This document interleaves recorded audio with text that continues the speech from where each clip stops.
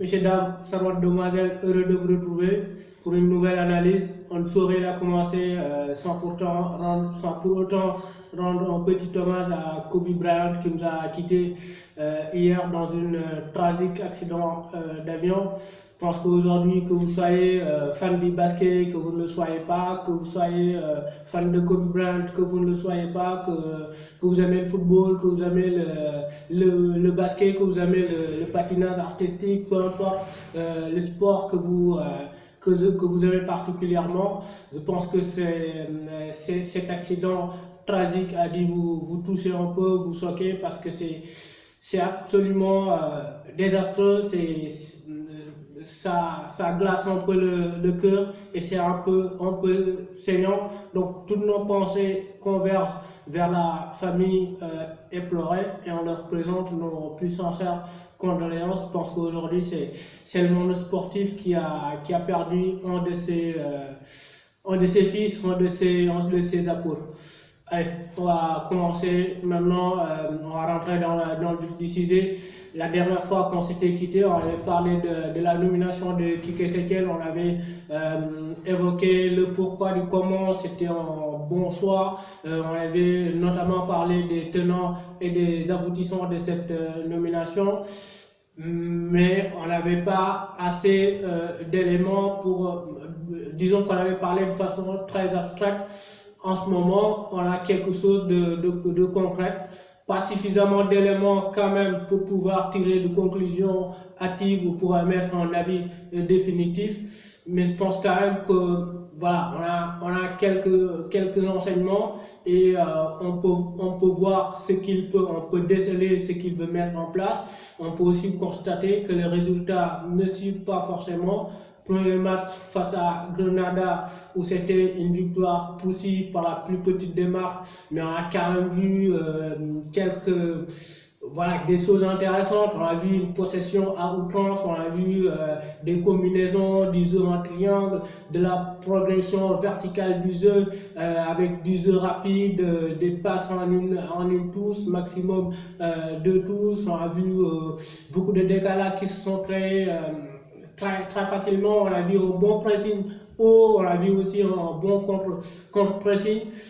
Sur le deuxième match en Copa del Rey, c'était un peu compliqué dans un contexte un peu particulier. On sait qu'en Copa, dans les matchs de coupe, c'est toujours compliqué, peu importe l'adversité en face, qui plus est à l'extérieur d'ailleurs. On s'en sort un peu grâce à Griezmann dans les dernières minutes de la rencontre face à Valence. Disons qu'on qu'on est passé un peu à côté de la plaque sur le plan collectif et aussi sur le plan individuel aussi. Alors la question que tout le monde se pose, c'est: faut-il commencer à s'inquiéter? Alors, très sincèrement, je pense qu'il n'y a pas péril en la demeure actuellement, pour la simple et bonne raison que construire nécessite du temps et de la patience. C'est deux notions qu'on a tendance à oublier dans le monde du football et qui ont toute leur importance et qui sont particulièrement primordiales pour toute réussite. On a tendance à oublier que les plus grandes réussites souvent sont celles qui ont eu du mal à se dessiner dès le premier abord. Et les exemples foisonnent. Guardiola, par exemple, quand il arrive au FC Barcelone, premier match, je crois que c'est un match nul, deuxième match, c'est une défaite. Et après, la suite, on la connaît tous, ça a été un sextuplé. Guardiola, quand il arrive à Manchester City, première saison, très compliqué, il se fait ouvrir de tous les sens, et les deux saisons qui ont suivi, on a vu 198 points. Klopp, je pense que quand il arrive à Liverpool, les premières saisons, elles ont été compliquées. Il a même frôlé le limogeage. On voit actuellement que Liverpool, c'est la meilleure équipe du monde. Ferguson, quand il arrive à Manchester United, ses premières saisons, c'est un euphémisme de dire que c'était très compliqué. On a vu la suite, il a martyrisé la première ligue, il en a fait vraiment une tyrannie avec 13 Premier League en 21 saisons, si je ne me trompe pas. Donc voilà, il va falloir de la patience. C'est un nouvel entraîneur qui arrive avec ses idées. pour que ces idées, avec un nouveau logiciel aussi, pour que ça soit intégré, assimilé, faut avoir un minimum de temps. Lui, c'est pas un magicien qui arrive avec son coup de baguette magique et tout de suite, abracadabra, tout se réalise à la perfection. En conférence de presse d'après-midi face à Valence, il disait entre ce qu'il transmettait à ses œuvres et sa matérialisation, le message qu'il transmettait à ses œuvres et sa matérialisation sur le terrain, il avait l'impression qu'il avait une certaine incompréhension, et c'est tout à fait logique, tout à fait visible. On le voit sur le terrain très, très clairement. Il faut pas oublier le contexte dans lequel il est arrivé et l'état dans lequel il a trouvé le club. Et il est venu quand même prendre FC Barcelone, qui était dans le pétrin pendant plus de 2 ans. C'est-à-dire qu'il a hérité de FC Barcelone de Valverde, qui s'est pris des remontadas à tout va ces dernières années, qui sur le plan tactique, c'était du n'importe quoi, que sur le plan collectif aussi, il n'y avait pas de... Sur le plan collectif, pardonnez-moi, il y avait aucune cohésion. Et aussi...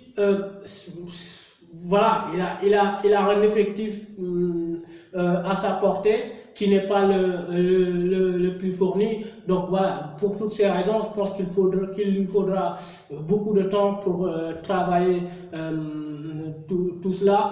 Et aussi, il y a l'aspect physique. Il a pris en FC Barcelone, qui était en vacances physiquement, c'est-à-dire que aujourd'hui il a intensifié les fréquences d'entraînement. Je pense que maintenant il n'y a plus de vacances, parce que sous Valverde, tous les 2-3 jours, les mecs ils étaient en vacances. Lui, chaque jour, les mecs ils s'entraînent de façon très, très intense. Et je pense que c'est un peu aussi la raison pour laquelle les mecs parfois ils ont un petit coup de mou, un petit contre-coup physiquement. Et il va falloir aussi du temps pour que le corps, l'organisme s'adapte à cette manière intense de s'entraîner. Après, l'autre interrogation qu'on peut avoir, c'est par rapport à son système, le 3-5-2. Est-ce que c'est un système qui est viable?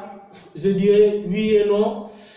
Et je vais d'abord commencer par la négation. Alors, petite observation préliminaire, c'est pas forcément en 3-5-2, parce que moi je vois plus en 3-3-4, ou si vous voulez en 3-1-2-4, parce qu'il y a clairement une ligne offensive composée de 4 joueurs, avec Léo Messi et Griezmann qui sont recentrés, Ansu Fati sur un aile, et puis Jordi Alba aussi sur un aile.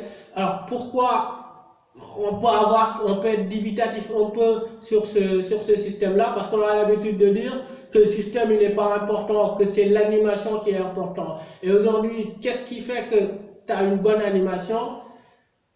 Pour avoir une bonne animation, il faut avoir les joueurs adaptés au système, les joueurs propres à évoluer au système. Aujourd'hui, quand on regarde l'effectif du FC Barcelone, tu n'as pas par exemple d'ailier.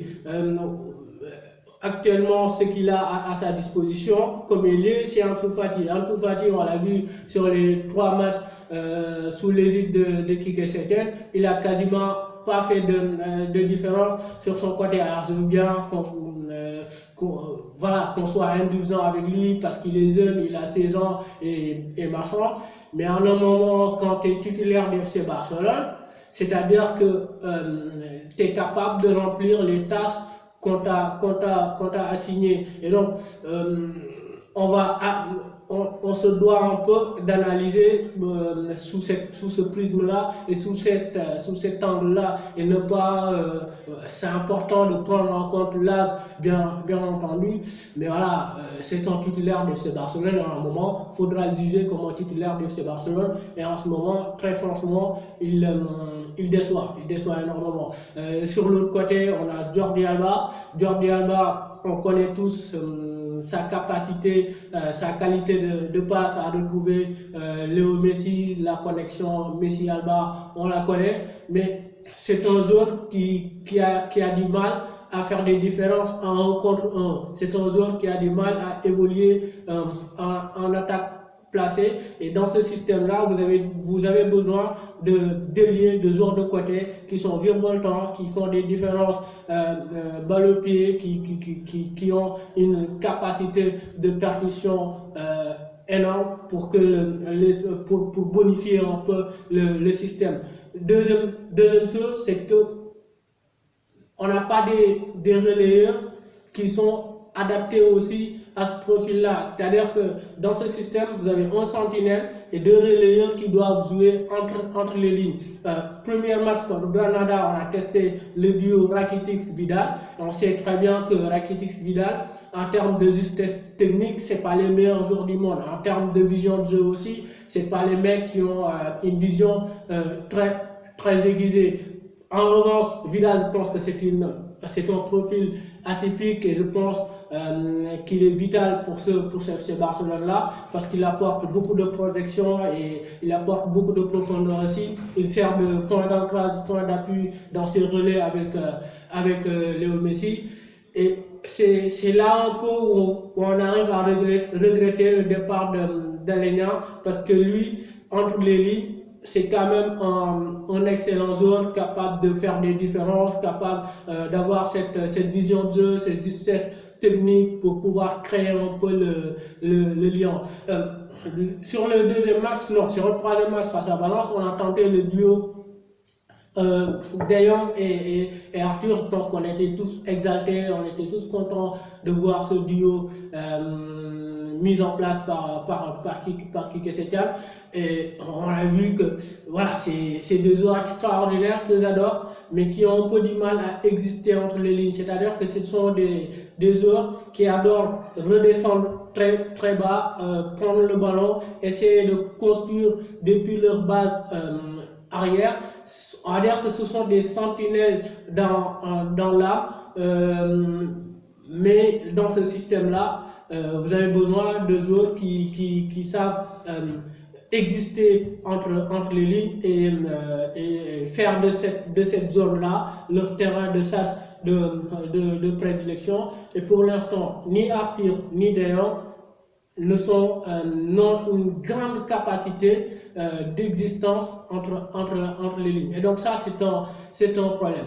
Après, là où, deuxième souci par rapport à ce système-là, c'est que dans les transitions défensives, tu as une équipe qui est ultra vulnérable en contre-attaque parce que tu as une ligne défensive qui est assez haute et qui est le centre un peu le point névralgique un peu de cette défense, c'est Gérard Piqué. Et Gérard Piqué, il a d'énormes difficultés à défendre dans de très grands espaces. Et dans ce système-là, vous avez besoin d'avoir un bon contre-pressing qui soit efficace et vous avez besoin aussi de récupérer très vite le ballon quand vous le perdez, d'où la nécessité d'aller tout de suite contre-presser spontanément et instantanément dès les 5 secondes, 6 secondes qui suivent la perte de balle.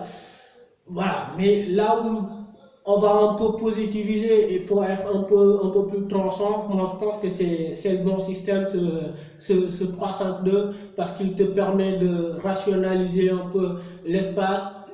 Parce que quand vous jouez en 4-3-3, vous avez Léo Messi qui joue faux ailier. Et quand il se recentre, il a cette tendance naturelle à se recentrer.